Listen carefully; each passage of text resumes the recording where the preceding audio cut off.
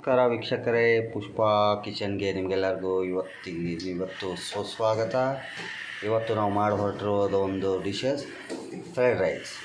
ಇದಕ್ಕೆ ಮುಂಚೆನೇ ತರಕಾರಿಗಳನ್ನೆಲ್ಲ ಹೆಚ್ಕೊಂಡಿದ್ದೀವಿ. ಕೋಸು, ಕ್ಯಾರೆಟು, ಇದು ಫ್ರೋಜನ್ ಬಟಾಣಿ, ಹುರುಳಿಕಾಯಿ ಕೂಡ ಹೆಚ್ಕೋಬೋದು. ಮುಂಚೆನೇ ಅನ್ನ ಕೂಡ ರೆಡಿ ಇದೆ. ಈಗ ಒಗ್ಗರಣೆ ಮಾಡ್ಕೋಬೇಕು. ಎಣ್ಣೆ ಕಾಯ್ತಾ ಇದೆ.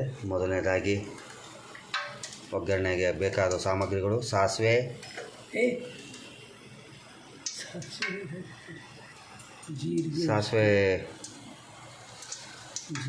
ಬದಲು ಜೀರಿಗೆ ಹಾಕ್ಕೊಳ್ಳೋದು, ಯಾಕಂದರೆ ಫ್ರೈಡ್ ರೈಸಿಗೆ ಸಾಸಿವೆ ಹಾಕಲ್ಲ. ಸೊ ಮೊದಲನೇದಾಗಿ ಜೀರಿಗೆ ಹಾಕ್ಕೊಂಡಿದ್ದೀವಿ. ಜೀರಿಗೆ ಚಟಪಟ ಅಂತ ಇದೆ.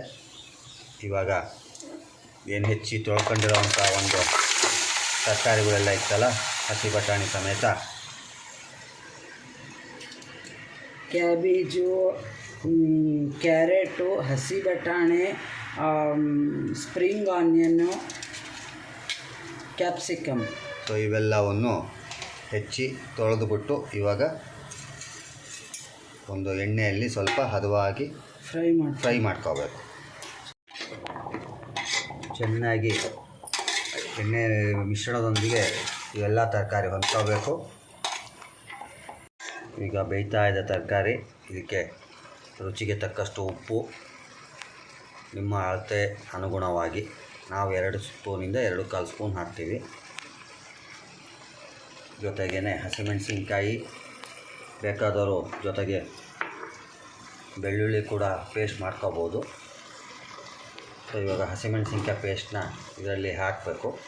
ಹಸಿಮೆಣಸಿನ್ಕಾಯಿ, ಹಸಿ ಶುಂಠಿನೂ ಉಪಯೋಗಿಸ್ಬೇಕು. ಪೇಸ್ಟ್ ಮಾಡಬೇಕು. ಎರಡನ್ನೂ ಪೇಸ್ಟ್ ಮಾಡಿ ಈ ಮಿಶ್ರಣದ ಇದೇನು ತರಕಾರಿ ಬೇಯ್ತಾ ಇದೆ ಇದರಲ್ಲಿ ಹಾಕ್ಬಿಟ್ಟು ಚೆನ್ನಾಗಿ ಮಿಶ್ರಣ ಮಾಡಬೇಕು. ವೀಕ್ಷಕರೇ, ಈಗ ಈ ತರಕಾರಿ ಏನಿದೆ ಸ್ವಲ್ಪ ಬೇಯಕ್ಕೆ ಬಿಟ್ಟಿದ್ದೀವಿ. ಒಂದು ತಟ್ಟೆ ಥರ ಮುಚ್ಚಿಬಿಟ್ಟು ಅದು ಒಳಗಡೆ ಬೇಯ್ತಾ ಇರಲಿ. ನಂತರ ವೆನೆಗರು, ರೆಡ್ ಚಿಲ್ಲಿ, ಗ್ರೀನ್ ಚಿಲ್ಲಿ, ಆಮೇಲೆ ಸೋಯಾ ಸಾಸು ಮತ್ತು ರೆಡ್ ಚಿಲ್ಲಿ ಸ್ವಲ್ಪ. ವೀಕ್ಷಕರೇ, ಈಗಾಗಲೇ ಒಂದು 75 ಭಾಗದಷ್ಟು ಬೆಂದಿದೆ. ಇನ್ನೊಂದು 25 ಭಾಗದಷ್ಟು ಬೇಯಬೇಕು. ಇನ್ನೊಂದು 2 ನಿಮಿಷ ಚೆನ್ನಾಗಿ ಇದೇ ಥರ ಕುದಿಸಿದ್ರೆ ಎಲ್ಲ ತರಕಾರಿಗಳು ಹದವಾಗಿ ಬೆಂದಿರುತ್ತೆ. ಈಗ ನಾವೇನೆಲ್ಲ vinegar, green chilli sauce, red chilli sauce, soya sauce ಎಲ್ಲ ಕೆಚಪ್ 1.5 ಟೇಬಲ್ ಸ್ಪೂನಷ್ಟು ತೊಗೊಂಡು ಒಂದು ಬಟ್ಟಲ್ಲಿ ರೆಡಿ ಇಟ್ಕೊಂಡಿದ್ದೀವಿ. ತರಕಾರಿ ಬೆಂದಮೇಲೆ ಇದನ್ನು ಮಿಶ್ರಣ ಮಾಡಬೇಕು. ಚೆನ್ನಾಗಿ ಕುದ್ಮೇಲೆ ಅನ್ನ ಜೊತೆಗೆ ಮಿಶ್ರಣ ಮಾಡಿ ಚೆನ್ನಾಗಿ ಕಲಿಸ್ಬೇಕು.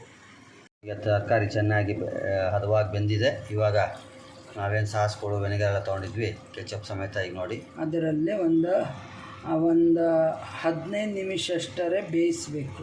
ಅಂದರೆ ಎಲ್ಲ ಚೆನ್ನಾಗಿ ಮಿಕ್ಸ್ ಆಗುತ್ತೆ. ತರಕಾರಿ ಚೆನ್ನಾಗಿ ಬೆಂದಷ್ಟು ರುಚಿಯಾಗಿರುತ್ತೆ.